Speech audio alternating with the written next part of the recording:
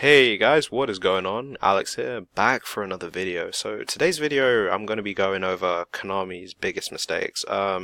So I've done my homework, I've been around for a while playing the game, and this is like a small video on what I've been seeing, or what I've seen to be Konami's biggest mistakes. Now, this isn't me gonna really be talking about cards that are currently stomping in the meta, but just the way that Konami have treated things and how they dealt with things was just borderline stupid. So without further ado, let's go on to it. So Konami's sort of way of doing everything is pretty weird. The release of Norden was actually one of the most questionable releases Konami have ever released, and was actually dealt with so badly that it was absolutely ridiculous. Norden was used in practically every single deck that benefited from instant fusion and could actually special summon cards that made XYZs easy to summon and even synchros. The OCG were actually very quick to ban Norden, but the way the TCG dealt with it was just so damn stupid. They firstly limited Norden, and then people were still saying all over Twitter, Reddit, everything, saying Norden should be banned. Norden is a problem. He's too easy to summon, and you see him in every deck. But Konami were just too stupid and too dumb to listen to the community. That everything was just all over the place. You see him in every deck. Zoo came out, and then Norden got banned, and finally he was done. This was a mistake because the whole thing with Norden wasn't the fact that he was an overpowered card, was just the fact that the TCG was so stupid and not really listening to the whole community. Hopefully in the future that Konami will actually be listening to certain things that the community have to say. Of course, it's their choice, it's their ban list, it's their company, but still, it was just dumb. Anyway, so Double Helix's release, I know people are going to be thinking, oh, you're only saying Double Helix because he's meta. No, I'm actually saying it because of a completely different reason. Double Helix's release is one of the most questionable releases ever.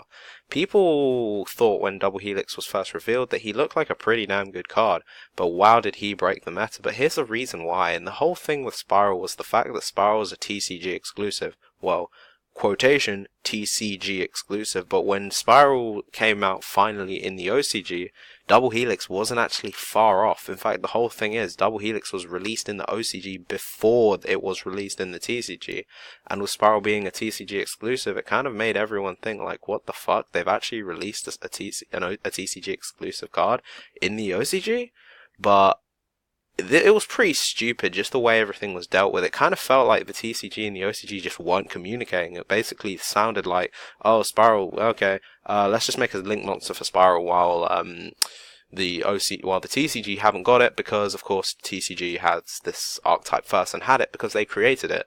The TCG created Spiral, and Spiral was only supposed to be some pretty good deck that was actually just pretty rogue. Not many people were playing it. In fact, I put it in one of my in one of my videos as a budget deck, but people, it just didn't turn like that. Spiral is still everywhere and still is one of the most busted decks in the current meta, but just the way that it came out and just felt like the OCG and the TCG just weren't even talking to each other. Breakin of the Magical Warrior and Magician of Faith both have the exact same thing in common. This was roughly about over 10 years ago, so I barely even know the history of this. Breakin of the Magical Warrior and Magician of Faith were both banned at the exact same time, came off the ban list, and people were just like thinking, wow, Breakin of the Magical Warrior and Magician of Faith are back now, we can actually play the card. Back in the day, you gotta remember that this is the time where the game was a lot slower. It wasn't really the person who goes first wins, nor was it, easy OTKs. Break of the Magical Warrior and Magician of Faith both came out, and both came off, and these cards were seen as really powerful and really overpowered. But what did Konami do? They instantly banned them the next ban list, and it made people think, wait, what the heck are they doing? So they banned Break of the Magical Warrior, and they banned Magician of Faith. But here's the most stupid thing.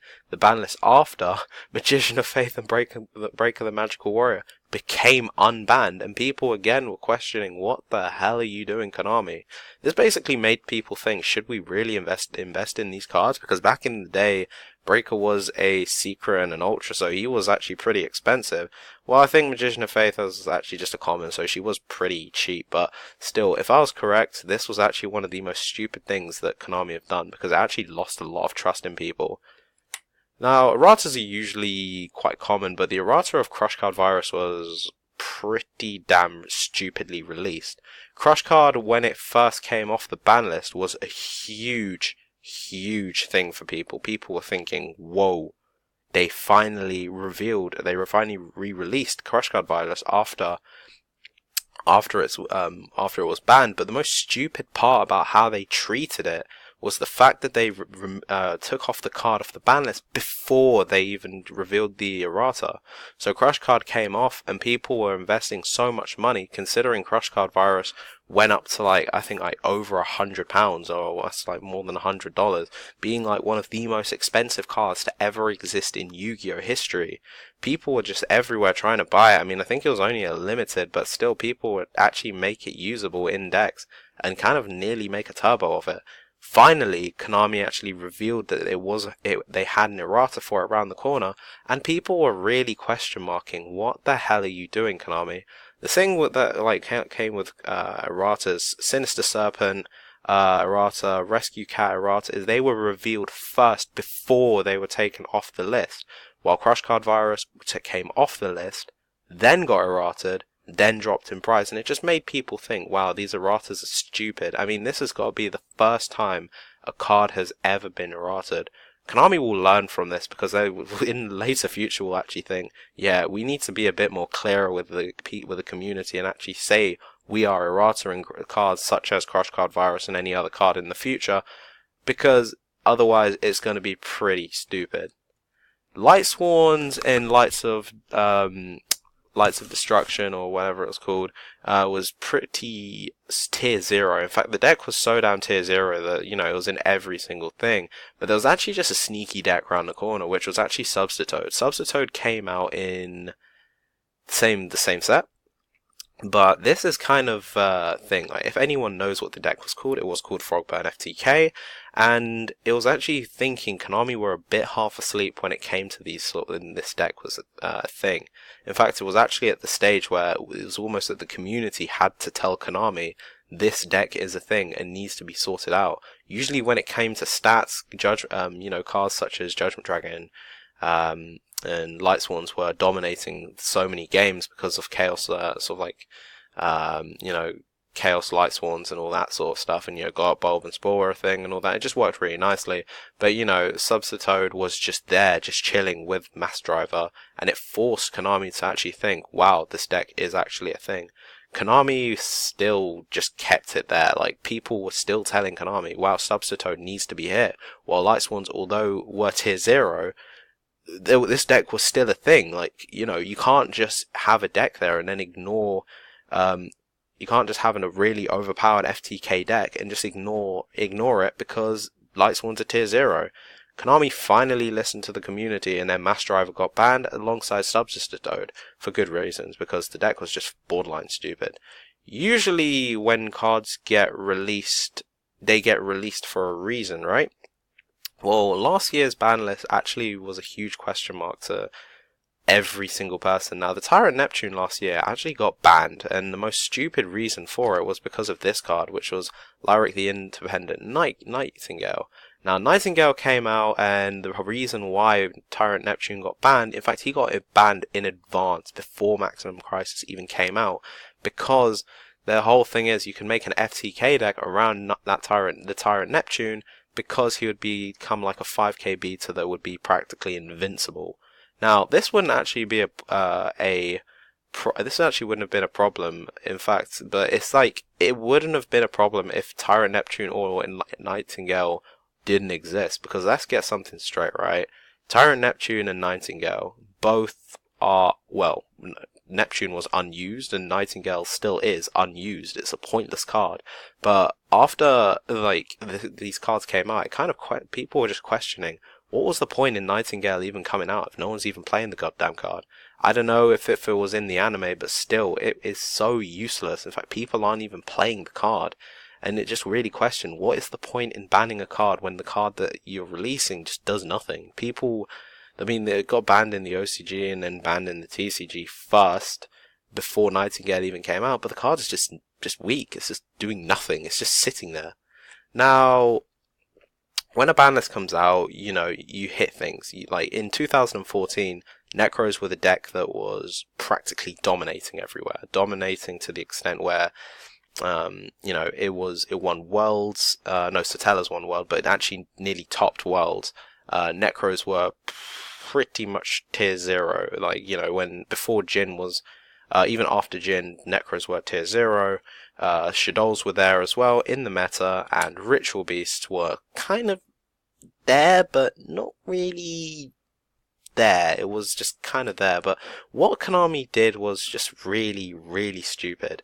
Now, the whole thing around this is they completely nuded the whole meta, and this was an interesting part. I mean, they nuded it. They destroyed Necros, they destroyed Shadows, and they destroyed Ritual Beasts. Now, I wouldn't be complaining about this if this didn't exist. Now, engines were, or really are, a big thing, and performages and also known as Pepe is the problem.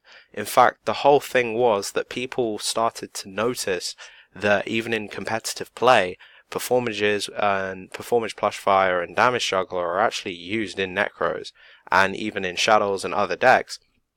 And people were saying to Konami for so damn long that if performages and Pepe receive any more support, the deck will become insanely overpowered. But what did Konami do? They nuded all these decks. They nuded Ritual Beast, Necros, and Shadows, and hit Burning Abyss somewhat, but don't really do much. And what was the problem in this? Well, Plushfire and Damage Juggler became pretty much the most overpowered cards, because after Breakers of Shadow came out, Pendulum was everywhere. You had Draco Pals, which were used practically in every single competitive scene. In fact, it got to the stage where Draco Pals only lasted about 2 weeks before an emergency ban list was released, limiting Monkey Board, Skullcrow Bat Joker, banning Performage Damage Juggler, limiting Draco Face Off. Plushfire was banned, and Wavering Eyes was banned for good measures. I think Konami should really learn from this and actually not nude tons and tons of decks before actually releasing one.